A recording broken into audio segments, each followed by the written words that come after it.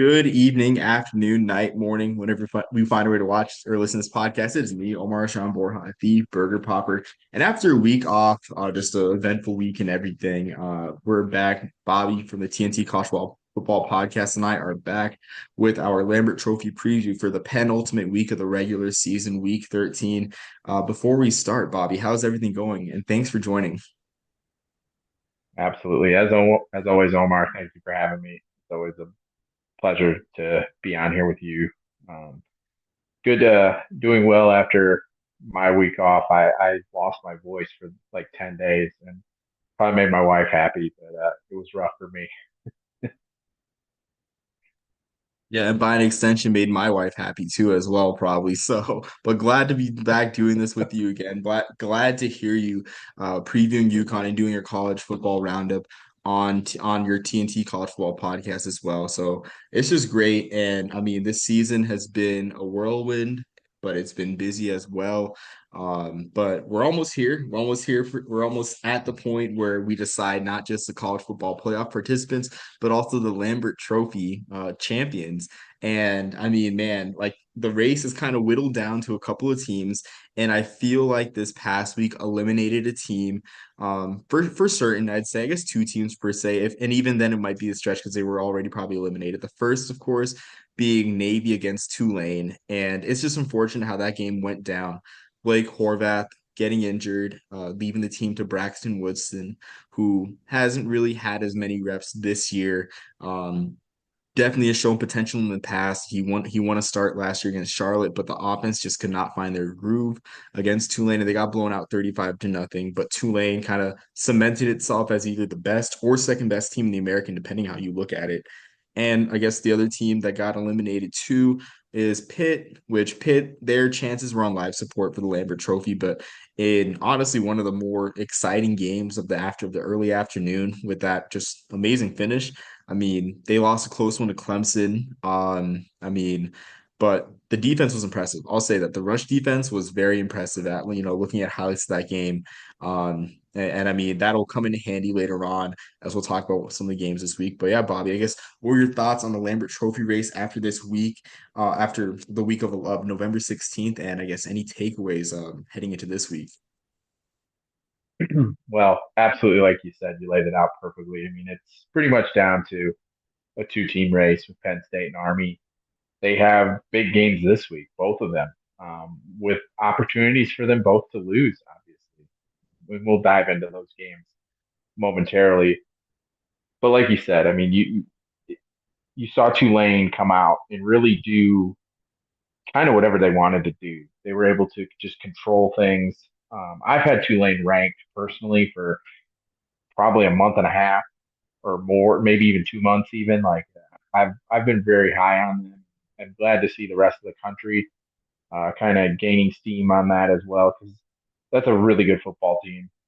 They've done some really solid things this year. And like you said, with Pitt, I mean played Clemson really tough. The end of that game was really exciting. Clemson just made plays at the end of the game to win the game. I mean, I feel like that was the type of game where it was like whoever had the ball last type of that was that type of game. Do you give Clemson credit? They made the plays when they had to, and they're still in the ACC title race. Yeah, I definitely agree. And honestly, like I was surprised that Cade Klubnik made that run he did. I Mm-hmm. mean, I did not. I know he has some running ability, but that really came out of nowhere, honestly. And Not I like only that. not like that. I only saw it just seeing the in-game update, like just seeing like wow, like he did that. Like I mean, Mm-hmm. definitely came out of nowhere. It sure did. It was just like, wow, you did that? So I mean, absolutely. I mean, he's had a great year. Just it's just a shame. It's just a shame that like I guess the two games that they lost kind of push him out of the Heisman race. But otherwise, he's really I think silenced a lot of the doubters. I mean, yes, Clemson isn't the Clemson they were under Trevor Lawrence and Deshaun Watson, but he's still a very good quarterback in my opinion. I agree. And I mean, like those two quarterbacks you mentioned, I mean, those are two legendary college quarterbacks. And Cade Klubnik is a very fine quarterback. I mean, he's proved, like you said, he's proved a lot of doubters wrong this year. He's had a very solid year.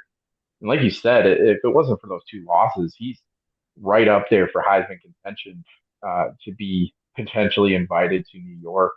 Um, if things would have fell their way in some different circumstances. And who's to say? I mean, there's still a couple weeks left. He might be able to have some great performances here at the end of the year, propel himself up there. Some of those other guys that are, I mean, we kind of know it's kind of a two-horse race, I think we'll say, for the Heisman race as well. But crazy things happen. You never know.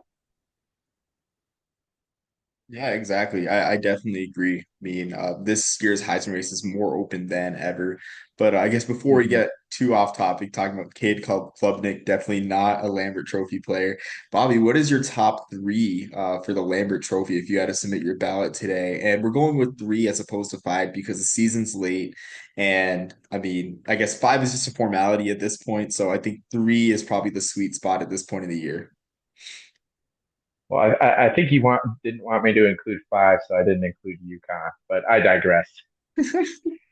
Top three, I'll go Pitt at number three. They beat Syracuse handily. I think they still deserve to be in that spot. Yes, they've fallen off these last few weeks with some losses and tough games. Obviously, SMU, tough opponent. Clemson's a tough opponent. Virginia's better than we thought they would be. But still, they beat Syracuse handily. So I put them there ahead of Syracuse. Number two, I'm going with Penn State. They have a loss this year, albeit to Ohio State, the number two team in the country. Um, Penn State's got everything right in front of them. I mean, it's all right there for them to go and take the Lambert Trophy because Army's got a very tough schedule to finish it out. And I have Army number one because they're undefeated. They're 9-0. Obviously, this week is the biggest test that they've had all season. We know that. Um, it's going to come. This is what's going to make or break. Not only I don't want to say make or break their season because they're going to play in the AAC title game, and that's a huge accomplishment for them. Huge opportunity for them there. That realistically, I mean, you would know more than me, Omar, being an Army grad. But I would think more so their goal coming into the year would be to win the AAC title compared to beat Notre Dame. Um, but you would know more about that than I. But at the end of the day, if they go and win this game, which they absolutely can do, they are able to control time of possession, unlike most teams in college football can. That's the one game Notre Dame lost against NIU. NIU was able to control the ground game, control the clock, shorten the game, and do what they needed to get that win. Army can do that. Will they do that? We'll see. We'll find out Saturday night. Um, but I put them at number one just because they're the Yeah, I have to agree, honestly, like spot for spot with your rankings, right? And I'll start from the top where you start from the bottom. I have Army number one as it stands, right? Undefeated. They've beaten who they needed to.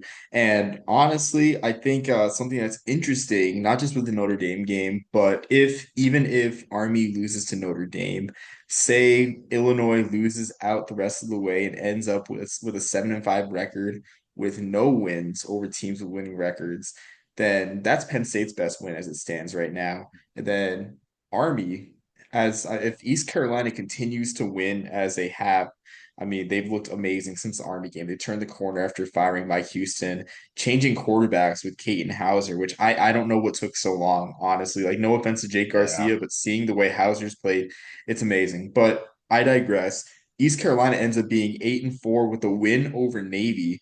That is a comparable resume win for Army compared to Illinois, in my opinion. And yes, I know I might be stretching here, grasping at straws with East Carolina being obviously an AAC team. Um, but East Carolina like might be the third best team in, or sorry, the fourth best team in the American.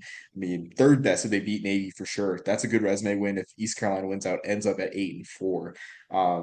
And might even be better than Illinois with no wins over winning teams with winning records. So that's another development to watch here, not just the Notre Dame game. So number one Army, number two Penn State, and then three Pitt. But I think something interesting with Pitt as well is if they lose this Louisville game, I can easily put, I guess, UConn honestly over Pitt for the three spot because it's harder with Syracuse. If UConn beats Syracuse and Pitt loses this week, I'd have to put UConn at number three at 8-3 because there is no head-to-head matchup to draw from with Pitt and UConn. There's still the hypothetical, I guess, kind of loophole. So that's definitely a in development a to couple watch with like years. my top three. In a couple of years. Oh yeah, is that 2027 or 2026 that you guys have pit scheduled? I want to say 26, 27. I want to say that. Don't quote me on that though. I should know, but Yeah. I forgot about that. I forgot that happened because I know Pitt's kind of they're reluctant to schedule non-powers, especially home and homes with non-powers. So that's definitely a great surprising development there. absolutely.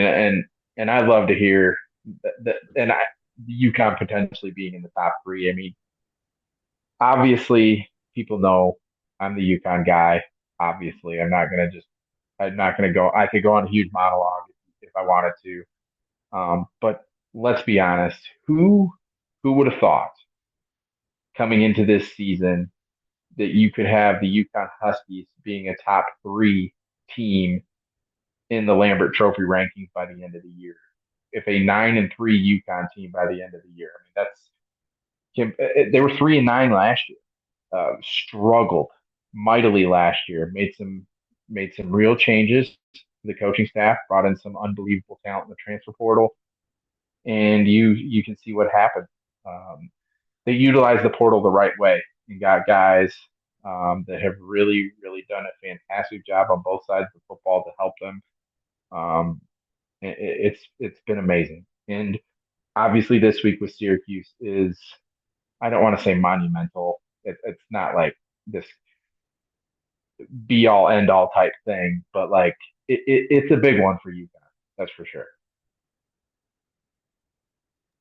Yeah, absolutely. Definitely like a national benchmark game for UConn playing against Syracuse at the Carrier Dome. Always a tough place to play. So definitely one to watch out for there. Probably one of the top games in the Northeast this weekend. So I guess Mm. that's a natural transition to talk more about that game. I know you talked about this game extensively on your podcast with Pete Callan, but I guess anything that you haven't shared on the podcast that you want to share here about UConn Syracuse. Well, I think one big thing that I found out diving into them, and I mentioned this briefly on my podcast, was you look at Syracuse and the games that they've lost. They've had less than 40 yards rushing. And I'm not saying that UConn has to hold them to to that like really low number. Um, but forcing them to be one dimensional is huge. And yes, Syracuse passes the ball a ton already. They lead the nation at attempts, completions. I mean, that's what they do. But you also have to be balanced, and they do a good job with that. But in the games that they've lost, they've struggled to run the football. Only one of their wins, the UNLV game, did they have less than 100 yards rushing. So I feel like if we're able to control the ground game, um, or control them on the ground from their ground production, gives us a real chance. We need to force some turnovers, obviously. I think we need to do exactly what Stanford did: control time of possession, score touchdowns when they're presented, and play solid defense. We need to win both sides of the line of scrimmage. And if we're able to do that, we give ourselves a real chance. That's interesting you mentioned that about Syracuse being balanced. I mean, Kyle McCord's having a sensational year for Syracuse with the exception of the Mm-hmm. Pitt game. And then you think about the weapons that they have in the run game, like LaQuint Allen, experienced back, and then Dan Villari as well taking Wildcat snaps. And that's really surprising to hear that they do struggle to run the ball. But I guess that is a recipe, like you say, to, I guess, forcing Cuse to I guess, to throw the ball and be one dimensional. So that's definitely something I'll look out for when tracking that game. Staying in the noon slot, though, this one is one that fascinates me a lot because this is honestly, like we were talking about before we went live, like this is a game that has bowl implications. It's, two teams that are having unnaturally great years, but it kind of gets lost in the shuffle with everyone focused on the 12-team playoff and focusing on these sort of elimination games in November. We got Rutgers and Illinois. at noon on Peacock. And I mean, this is a different type of Rutgers team. And I say it because the quarterback play is just so much better. Ethan Kaliakmanis has had a great season so far. Past couple weeks, he's been sensational, over 230 yards and 5 touchdowns. And this is like a far cry. All due respect to Gavin Wimsatt, had a good quarterback, but Kaliakmanis' passing ability takes the team to another level. Kyle Monangai is his same self, and this is Illinois is probably, I mean, probably like their third. I mean, probably yeah, I guess their third biggest test of the season, playing Rutgers on Peacock, going to the birthplace, going on the road here too. So I wouldn't be surprised if Rutgers pulls off this upset against Illinois because I don't think Illinois has any wins over teams with winning records. I think their best win right now, as it stands, is against Michigan, and that game was at home. Right. I mean, this is a big game in my neck of the woods. Obviously, I live about an hour and 15 minutes from Illinois campus. This is a big opportunity for them against a very solid Rutgers team. You laid it out perfectly. I mean, Kyle Monangai, a fantastic back. I'm a big fan of his. I just love watching him play. I love watching him run the football. He hardly ever takes plays off. That guy is so tough. He's just fun to watch, and it's going to be a really fun uh, chess match watching Illinois' defense defending him. Because Illinois has a very solid defense. That's what they're known for. It's what they've been known for a while. Aaron Henry, their DC, he's going to be a head coach soon. I feel like he's doing a very very good job taking over for Walters after he left for Purdue. Um, just continuing that standard of excellence that they've created on that side of the ball. I think it's just going to be a really fun matchup between the Rutgers offense and the Illinois defense and just the physicality that we're going to see. It's going to be good old fashioned Big Ten football. Yeah, that's what I was thinking, like doing the research. Like Rutgers plays like that prototypical, I guess, Ron Dane era Big Ten team where, Yeah. run the Yep. football. I mean, a lot of play action, a quarterback that throws the ball just well enough, even though Calic Manis has been Mm-hmm. great recently. But I mean, they play like a Big Ten team. And I just think that's the Greg Schiano way. Like, I mean, because I remember like, we both remember Ray Rice, of course, on those Yep. Rutgers teams Yep. and everything. So it's definitely great to see them fit the Big Ten mold, even as the Big Ten expands from coast to coast. Absolutely. And it's fun too because like you look at Illinois and Coach Bielema, it's the same type of thing. Like that's what they do. Yes, Altmaier and they have some talented receivers in Franklin and Bryant that they're able to throw the football. They're able to throw the football better than I think a lot of people give them credit for. But at the end of the day, like they want to run the football too. So that's like it's just going to be fun to watch. It's not going to be like cloud of dust going back and forth type of game, but it's just going to be there's two solid teams playing. Yeah, absolutely. I mean, like you said, like this game's getting lost in the shuffle with everything happening with a 12-team playoff, especially in the Big Ten as well. I mean, maybe there'll be more attention now that Oregon's clinched a spot in the Big Ten title, and I mean, the rest of their games are kind of just for maintaining seeding in the college football playoff. But staying in the Big Ten with another team that's in the top 10, Penn State, Minnesota, and I think this one, I'm sure you think this as well. I think this one for me is a trap game for Penn State because, man, Minnesota is probably one of their biggest tests of the year. Minnesota just has to stay consistent. They lost to Rutgers a couple weeks ago. I mean, it was a game that Minnesota should have won, honestly. Bottom line up front. But man, Minnesota, like PJ Flex teams are tough, honestly. Like they honestly remind me of Rutgers, but a little bit west of Rutgers. But Darius Taylor has come on of late, in kind of the way that we thought he would after seeing him go off in the quick lane bowl and go off early in 2023. We've had a full season of Darius Taylor being healthy. He hasn't had the stats that we thought he would, but I mean, I can see Minnesota shortening this game and beating Penn State. And I've noticed too, if I can recall correctly, Penn State has kind of struggled in recent years against teams like Minnesota, teams that are physical, teams that slow the game down, teams that shorten possessions. And I think it was like 2021 when they lost to Iowa. Like I think about their big losses like that. Like that's what comes to mind. Like the teams that slow the game down, and even Illinois as well too in 2021 when they lost that one in the 9 overtime marathon. I say the Yeah, doing 2 point conversions. But I mean, I just think this has all the makings of a Penn State trap game, and it's at Minneapolis too. So that definitely is a huge factor here, especially with the cold in at this time of year. I agree. I think that plays a big part into it, and you laid it out perfectly. I mean, Penn State has struggled playing against those type of teams. The Big Ten, we'll call it the Big Ten West type of teams that can really ground and pound, slow the game down, and that's what Minnesota's going to do, and they're good at it. And like you said, PJ Fleck, those guys embody him as a coach. As a former coach myself, that's what you want your teams to be. You want them to embody who you are, and I feel like that's when you get the most out of your teams and out of your players is when everybody is all on that same wavelength like that. And he's done a really good job with that this year. They beat Illinois at Illinois.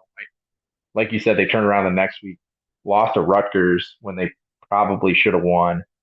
But it's the consistency aspect, like with Minnesota, like you're saying. Penn State has been consistent this year. The thing that we know though is I don't want to call this a big game, but it's the biggest game remaining on Penn State's schedule. We know what happens to James Franklin led Penn State teams in those quote unquote big games. So they need to go out there and prove it this week. This is definitely a game that they can lose if they don't play up to the level that they need to play Yeah, I definitely agree, and definitely a playoff eliminator. And if they lose to Minnesota, at. I Absolutely. def I definitely feel like that the Lambert Trophy race even becomes even closer if Army Hmm. even if Army loses to Notre Dame, I should say, it becomes an even closer race, or it remains a close race if Penn State loses this game to Minnesota. Um, so going on to the ACC part of the slate, Pitt Louisville, and again, this is one of the games for bowl positioning. Two really good football teams, Pitt at 7-3, Louisville at 6-4. Definitely getting lost in the shuffle, especially with the ACC's standing in the college football playoff rankings, with the perception of the ACC being weaker in terms of power, in terms of the Power Four. But this game is it's great. It's an old school Big East matchup that I grew up with and everything. But Pitt's run defense looked amazing last week. They held Phil Mafah to 17 carries and 17 yards. Just an absolutely dominant performance. And with the exception of that great run by Cade Klubnik, they only allowed 17 rushing yards a whole game to Clemson. So definitely something to watch out for because Louisville has a very balanced attack. You know, they like to run the ball in Jeff Brom's scheme. But I mean, this game is too close to call for me. But I'm really excited for this one too because I feel like these teams match up well.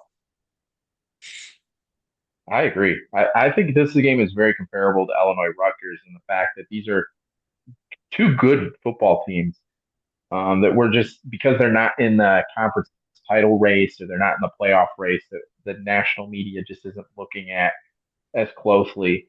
And I agree with you. I think this game could go either way. I think it's going to be a really, really close game. I don't really see a scenario where either team runs away with this game.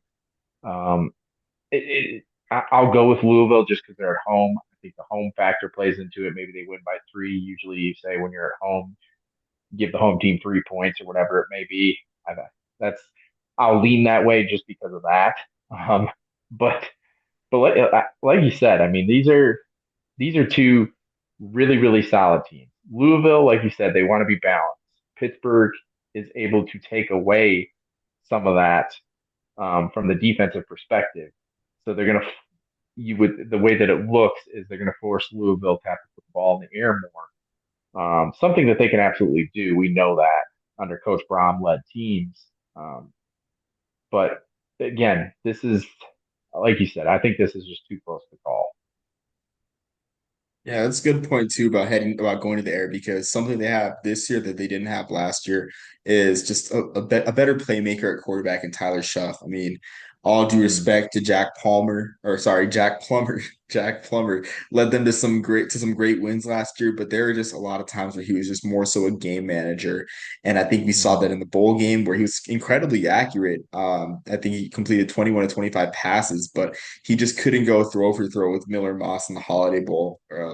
Against USC. But I mean, I'm excited for this one. I mean, Nate Yarnell having a great year too. So just great quarterback play all around in this game. So definitely a highlight to see. Staying in the ACC, Boston College versus North Carolina. And I just want to lead off with this question, Bobby. Do you think this is a must win for Boston College's bowl hopes? Because they do play Pitt at home to end the season. And I think that game is more winnable than people think. But just on the surface, I don't see Boston College winning that one even at home against Pitt. And right now they're 5-5.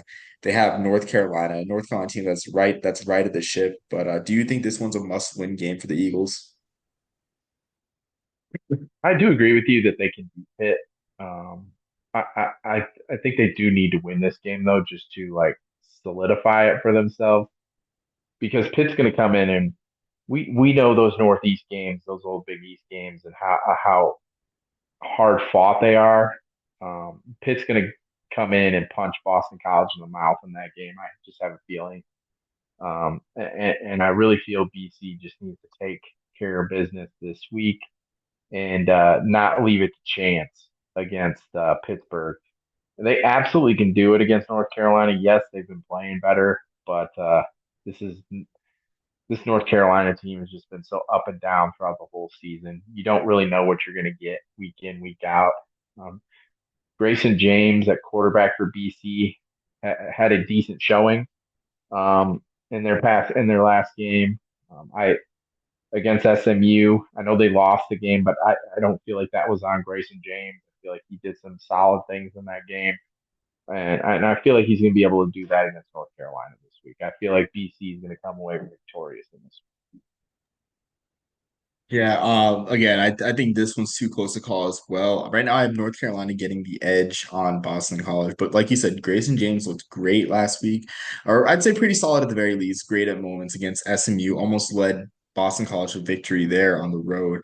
And I just think this is his third start this series, start against Western Kentucky, so he has the experience so far this year, and he's just continuing to get better. So it could peak with Boston College gaining bowl eligibility against North Carolina in this one. So definitely one to watch there for bowl prospects as well. I mean, I think if Boston College wins out, they could find themselves in a better bowl game and outside of the AAC or sorry, the ACC's kind of bottom bowl barrel with like the Fenway Bowl, the Military Bowl, and an ESPN owned bowl. So there's that. But excuse me. But I mean, the Military Bowl could be where Boston College would want to be with it being nearby, and we know these bowls love their money, and the schools do as well. So definitely development to watch there. Going on to another team fighting for bowl eligibility, West Virginia versus UCF, and man, I mean, West Virginia has their hands full, I think, on defense defending RJ Harvey. Luckily, their run defense has looked solid this year, but I mean the Big 12 is just a conference is just really confusing to figure out. I mean, some weeks UCF looks amazing. Maybe they get good UCF this week, trying to keep their bowl hopes alive. But I guess thoughts on West Virginia, UCF, and like Boston College, another 5-5 team. Is this a must win for the Mountaineers? I think so. I think they really need to get it done this week.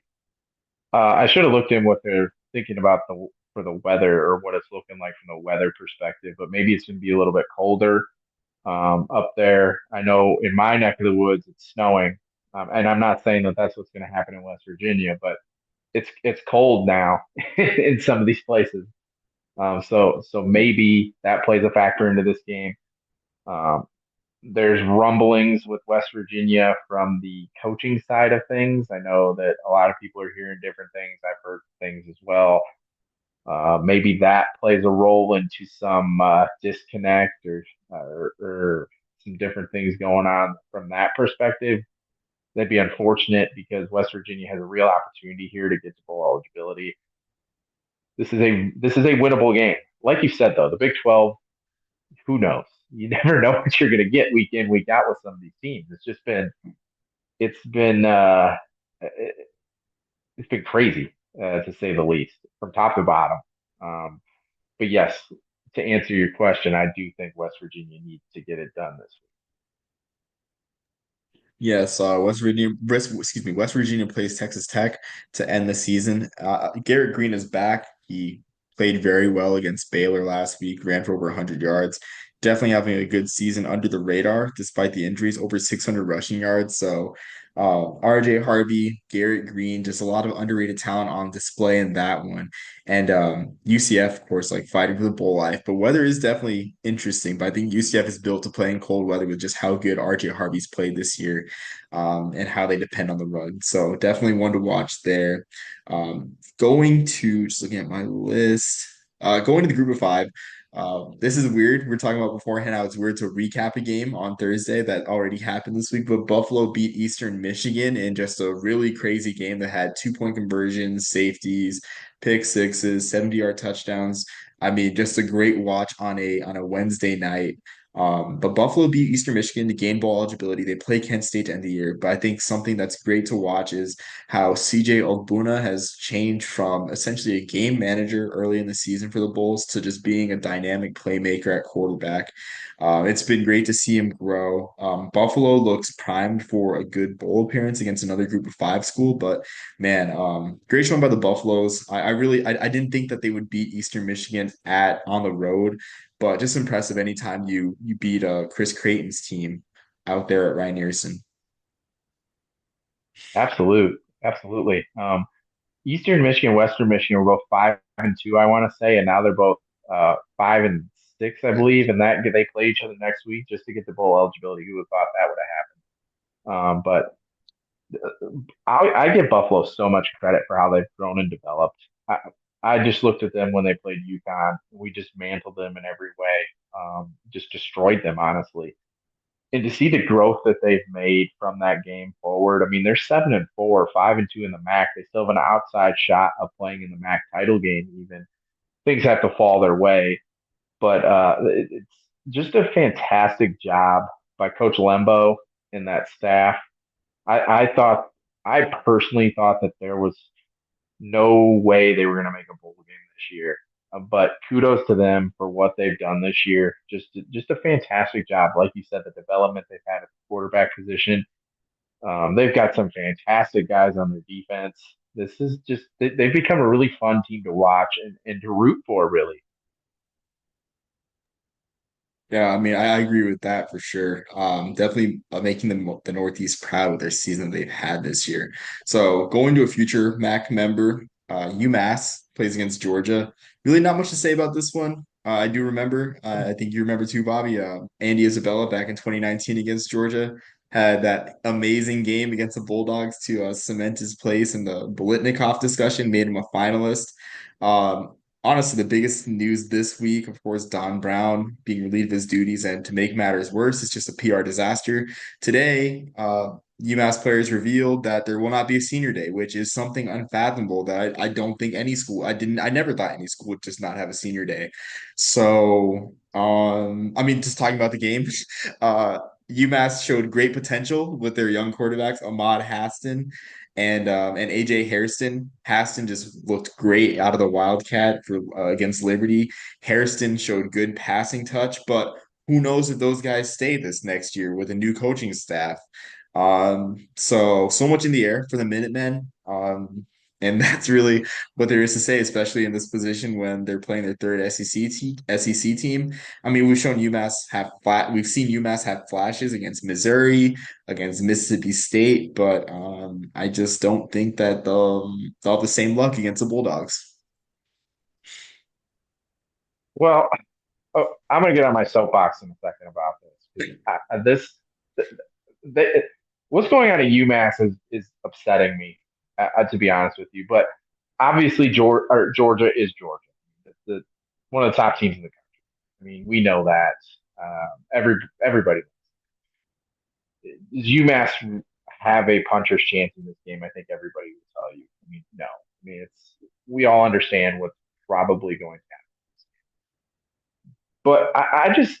But I have to just get on my soapbox for a second. How are you not going to have a senior day for your players? As an athletic director who's already on the hot seat, he should be fired and let go this very second. That is it's absolutely ridiculous what's happening there. They should be ashamed of themselves. And for these players to be coming out on social media and saying the things that they're saying, these guys have put their heart and soul into this. Yes, they're 2-8. I don't care about it. These guys have put blood, sweat, and tears into this, and they deserve that day.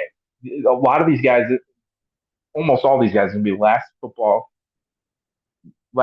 game they ever play against UConn next week at home. You need to honor what those guys have done for the institution. It just really really upsets me as a former coach and a former athlete. It's just not right. And like I said, the AD is already on the hot seat for how he handled the coaching situation with Don Brown and some of the things that have been said. Who knows what's true and what's not true realistically? But how that was handled wasn't right. Obviously, it's just a disaster what's happening. Yeah, I completely agree with all the points you made. I mean, I couldn't, I mean, yes, the coaching situation was bad with like Don Brown, how they handled that. Don Brown deserved better Mhm. from everything I've heard. Right. Stand-up guy. In fact, our handed Army their last loss to date. And even though like we lost that game that day, I was touched by the emotion he showed in the post-game interview. And like I knew that this was a man who cared about UMass. Like, yes, like Mark Whipple was there, they brought him back for a second run back in in the late 2010s and everything. Like Whipple was there, but I got the sense that Don Brown cared about UMass much more than Mark Whipple did. And he was the right man. But seeing all the locker room like talks, yeah, like he was giving it his last ride and everything. So they handled that. But the senior day, that's just appalling. I never in my mind would I imagine a school not having a senior day. Like I don't care. I know UMass is transfer heavy, and I know that's a cop out like for them making that decision. But I don't care if they played for the school for 1 year or 4 years or 5 years or however many years. I don't care. Like they need to be recognized for their contributions to the program. So um I know we're beating a dead horse now and we're just outraged and we're not even talking about the game, but I guess it needed to be covered, I guess, in this Lambert Trophy podcast about what's happening in UMass. It's a leadership problem. It's point blank the issue, and it's not leadership from a coaching perspective. It's leadership from the top down, from the athletic director down. I don't know if it's an institutional wide thing. I'm not gonna act like I know that. But I can, as a former coach and somebody who's in now in the world of college football media, I can sit there and see what's happening, and I can say, okay, there's clearly some issues going on. But like you said, I mean, there's no reason to. We've laid it out, we've hashed it out. I just had to get that off my chest because that just upsets me. As a former athlete who put blood, sweat, and tears into the program that I was a part of, that just doesn't sit well with me at all. Then the coach in me as well. It's just not right. Yeah, I agree. I mean, just more on the whole Don Brown situation. I'm trying to find this like I guess like I saw a screenshot of an article somewhere about the circumstances he was fired. Um, but I just saw that like the NIL disadvantage that was at compared to their Yeah, yeah.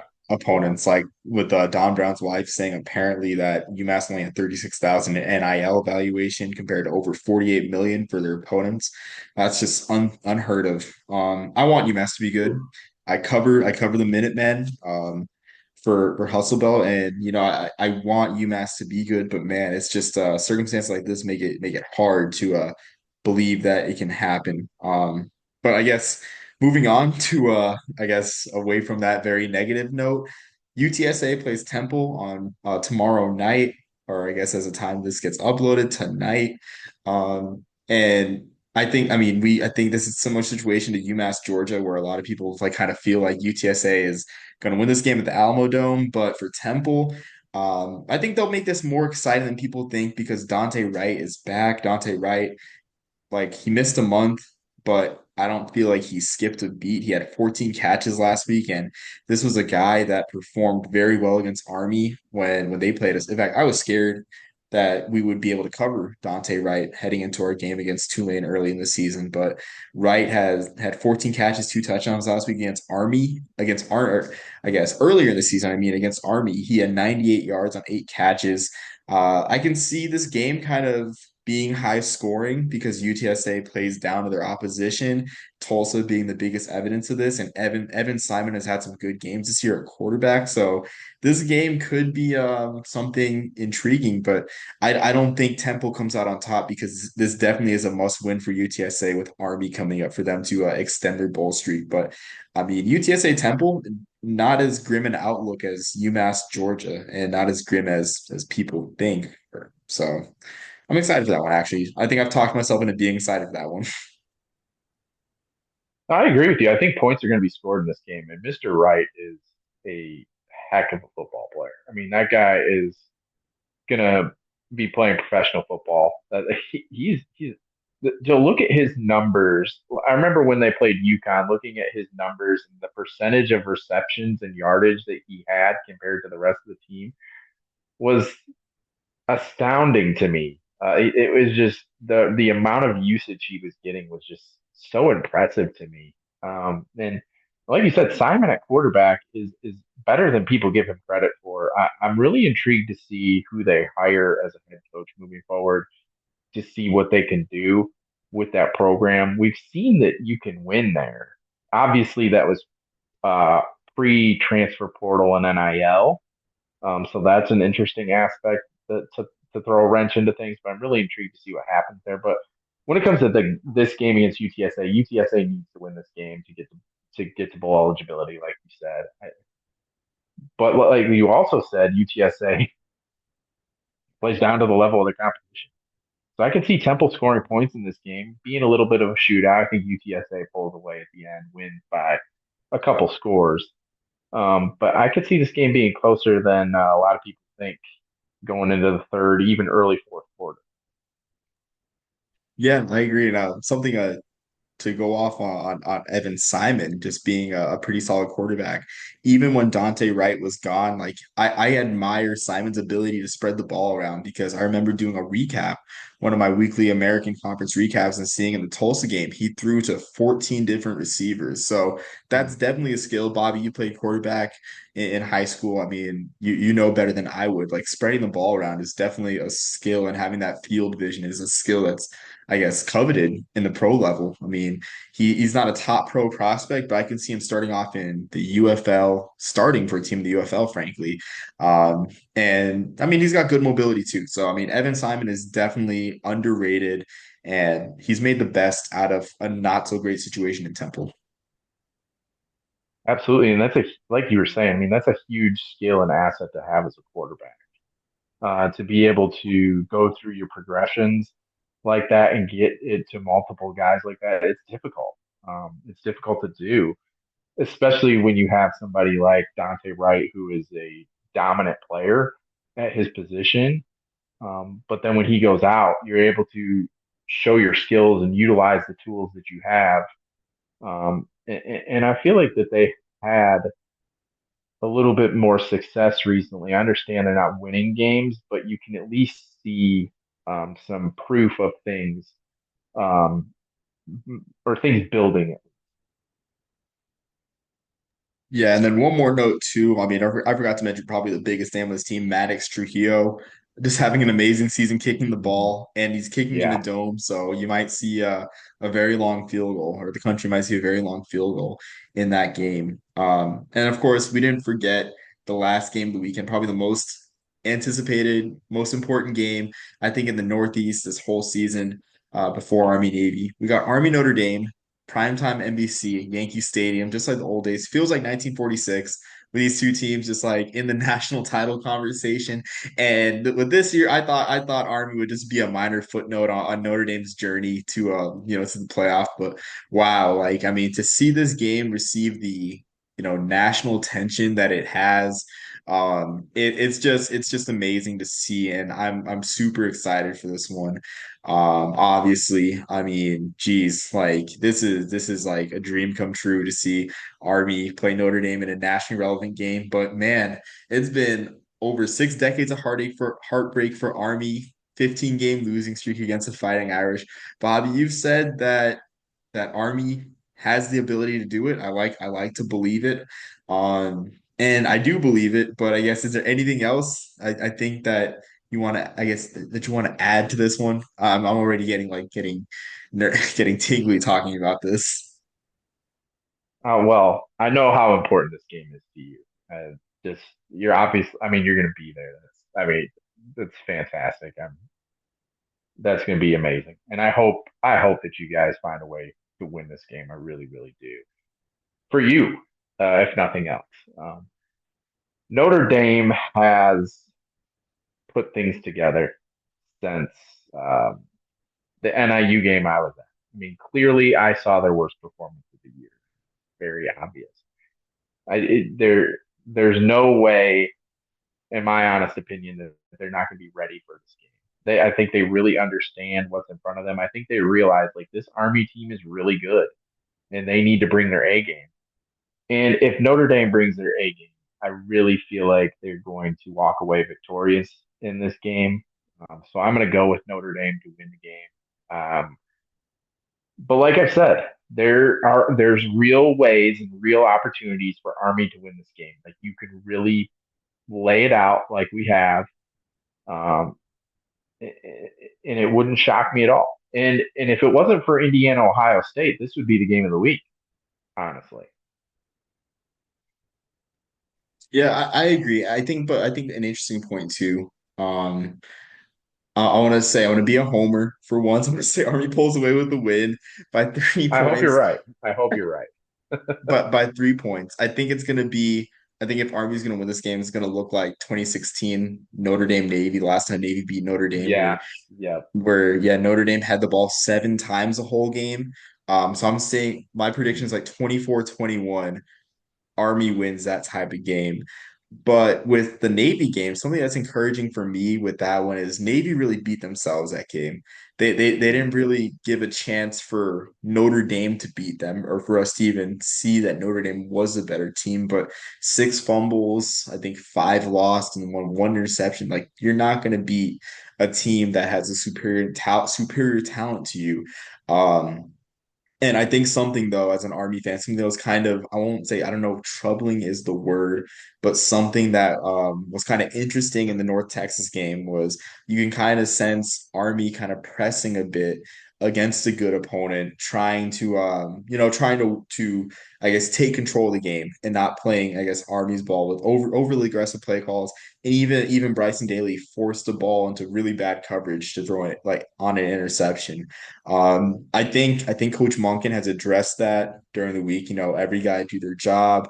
Let the game progress, play their game that they're comfortable with. So I don't think that'll be as much of a problem. But I mean, that was definitely a trend that was kind of a little bit concerning. But I think Army pulls away with this one. I think surprisingly, I think the I guess crucial point for Army honestly will be special teams. I think the special teams will be tested in a way that they haven't all year. And I'm talking about I guess our punt team really because Army has hardly really even punted the ball much this year.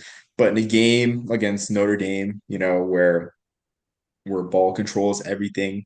Field position is going to be everything. Like you're going to want short fields and everything. You're going to want to flip the field, short field. So I think our special teams will be a huge factor, bigger than anyone thinks, honestly. But shoot, this is just a little preview for me. If you want a better preview on Army Notre Dame, the as for football guys, they have all their. I mean, their previews each week are A1, and even then, there's Dano. Dano had an amazing rant that I listened to like at work, and I'm like, man, this is just a crazy perspective, but like it's food for thought. So I'm just gonna leave it there. If you guys are able to listen to Ask for Football, one of my I guess many freelance employers, but yeah, I'm just excited for this one. Like I'm getting tingly, I'm rambling because man, this is just a special moment just in college football, really, in general. You don't have to be an Army fan or a Notre Dame fan, but it's a special moment. Absolutely. And like you said, the Ash for football guys do just do a fantastic job. And like it was, I, I'm I've been a Notre Dame hater for the majority of my life, growing up in Michigan, being a diehard Michigan fan, and obviously I do my best as a media member journalist to put my bias aside towards that.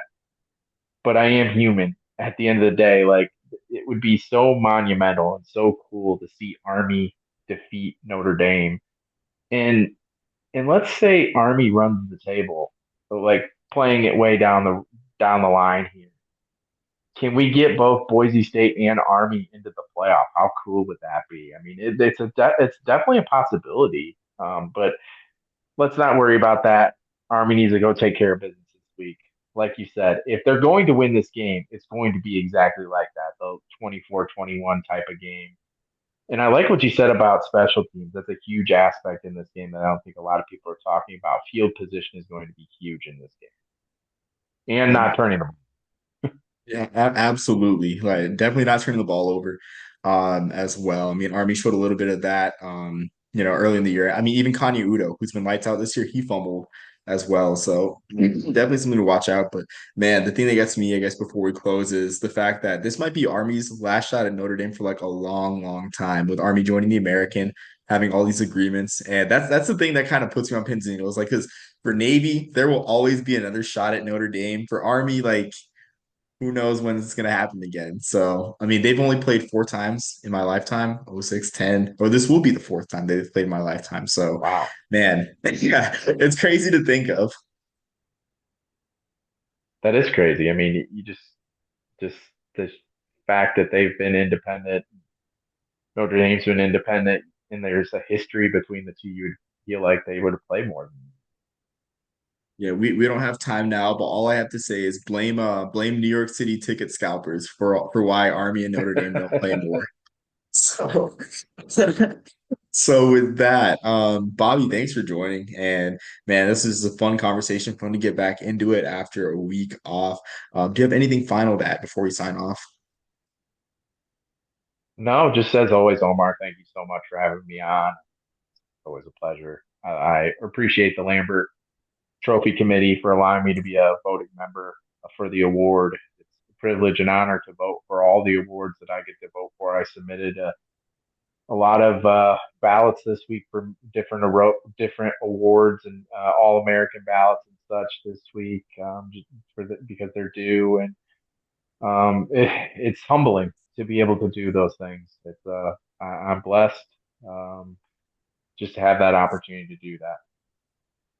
Yeah, absolutely. And I mean, they picked the right man for the job, really, or for one of the spots in the Lambert Trophy poll. So I mean, hardly anyone harder working in the industry, in my opinion, than you, Bobby. But until next time, everyone, thanks for joining. Man, the season's winding down. Looks like we only have like one more week of this, if that. With the holiday season coming up. But until next time, everyone, thanks for watching and listening. Peace, love, and soul on the Burger Popper.